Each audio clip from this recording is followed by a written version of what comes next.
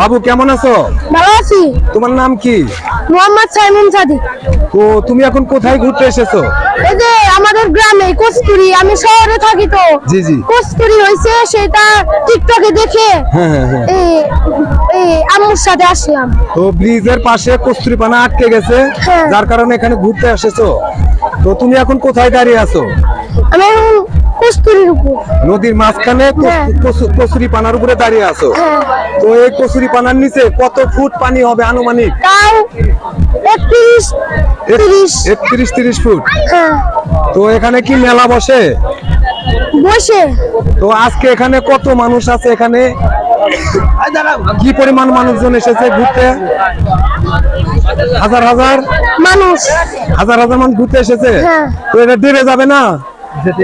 রিক্স দেবে যেতেই পারে। ডেবে যেতে পারে, তাই না? আমি শুনছি তো এখানে অনেক ধরনের গাড়ি যাওয়া আসা করে, হ্যাঁ নদী পার হয় এই কচুরিপানার উপর দিয়ে। হ্যাঁ। তুমি কোন ক্লাসে পড়ো? ক্লাস 4। মাশাআল্লাহ, খুব সুন্দরভাবে লেখাপড়া করবা, ঠিক আছে?